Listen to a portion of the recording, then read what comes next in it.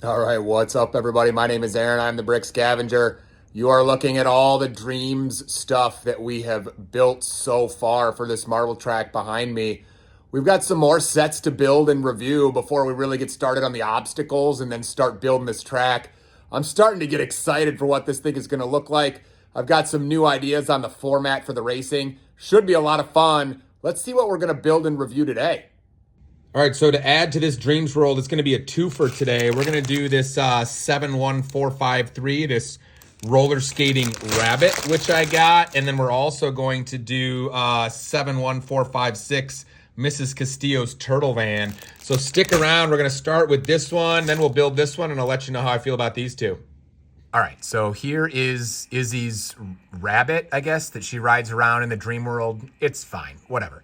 Not a big deal, buildable animal. She rides around on it, it's fine. If your kids like Izzy and wanna have a rabbit, then snag this set. It's not very expensive. But rant incoming from Brick Scavenger here.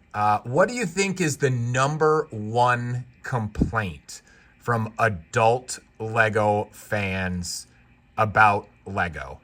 To me, it's not even close. It's stickers. It's impossible to put them on correctly. They absolutely, for an adult collector, can ruin a set on the secondhand market, or even if you spend good money and you don't get the sticker just right, it can literally make the model feel like it's not as good as it can be. Now, I'm not a business guy. I don't understand how some of these decisions are made.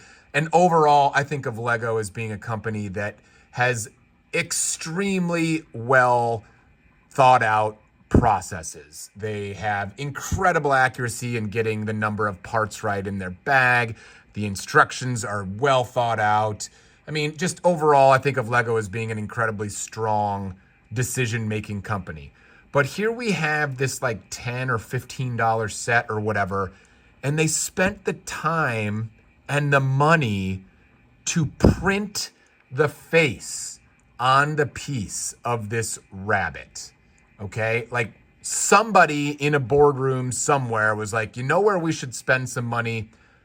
Printing the face on the piece for this rabbit.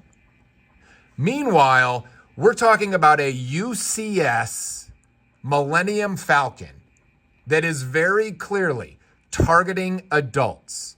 And we're going to charge close to $1,000 for this set that adults are going to build, brag about, display.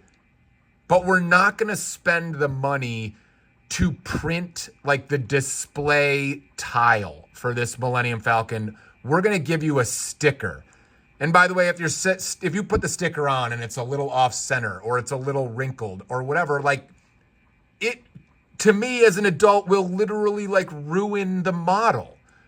I don't understand the decision making here at all. If you're going to ask your adult customers to spend $1,000 on a display piece, print the stupid tile. Make it look really good for your customers.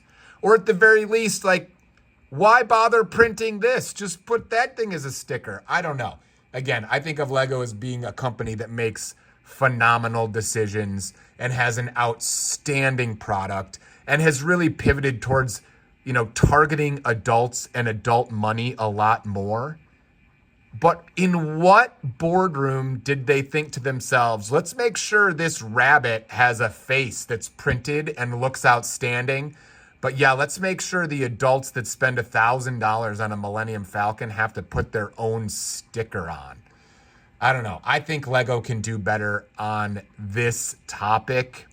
Maybe I don't understand the decision making, and I would love to be a fly on the wall when these decisions are made in the Lego room, because, as a company that makes overall decisions very well, I think this is a miss for me in terms of the sticker thing. I don't know. Let's build that turtle.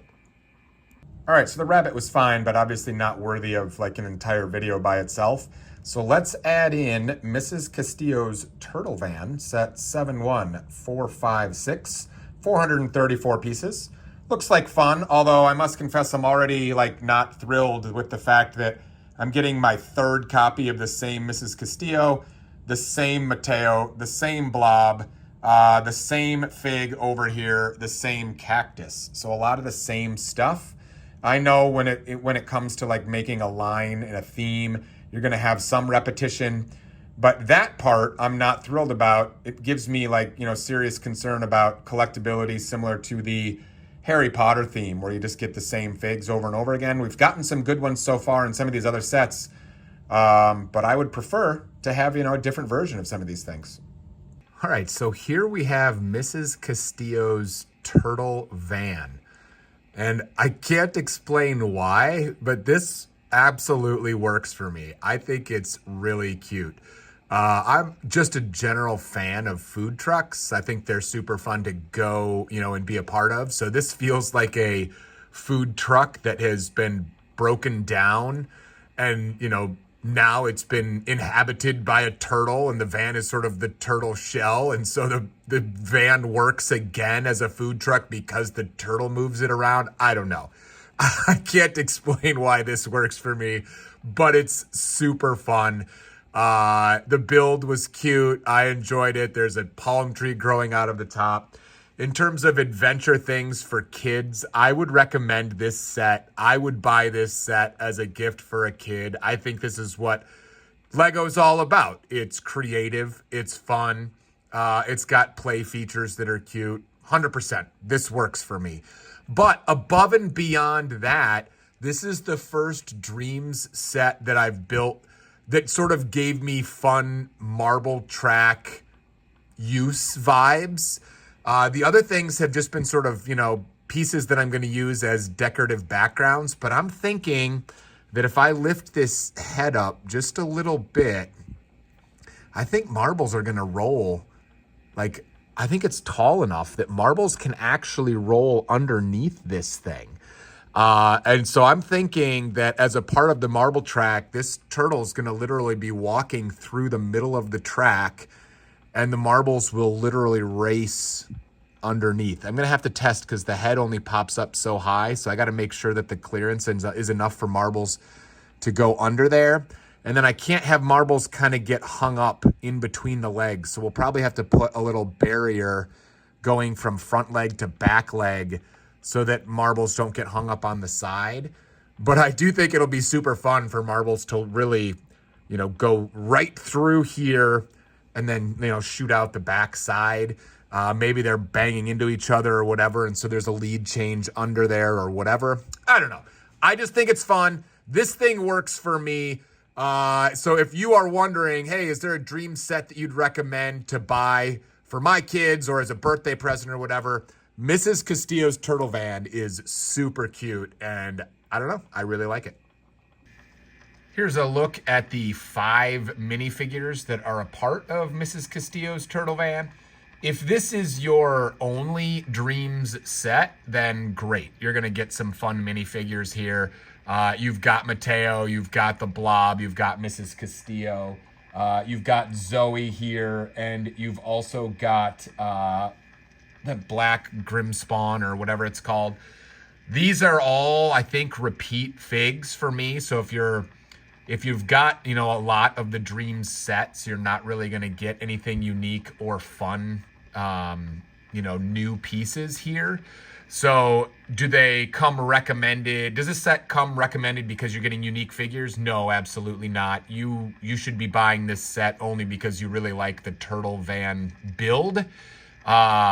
But if this is your only Dreamzzz set and you like the little Blob or you like Mrs. Castillo because it's your first time getting them, then absolutely, these are fun. But overall, I don't think there's anything unique to this set that would be I'm buying this set because of the minifigures and only because of the minifigures. All right, the Dreamzzz collection is getting huge. I'm getting more and more excited about the way this Dreamzzz Legona thing is going to play out. I've got some ideas on what the obstacles are going to look like for this marble track. If you enjoyed the first Legona that was castle themed, hopefully you can appreciate, just looking at this, how much time it takes just to build like the background stuff. I haven't even built the racetrack yet. I haven't built the obstacles yet. So this is a hugely time-consuming process. Not complaining, because it's fun. But it is not as easy as, hey, let's run a race today and get videos out. You know what I mean? So look at this. This is going to be on the agenda in the near future. This is going to be army building of minifigs for sure. I'm starting to think about what the obstacles are going to look like and the racetrack color scheme's going to look like. We're getting there on the Legona 500. Looking forward to the first race, hopefully coming out in the near future. But for now, let's continue on building this Dreamzzz army and get this racetrack ready to roll. Thanks for being here, guys. We'll see you next time.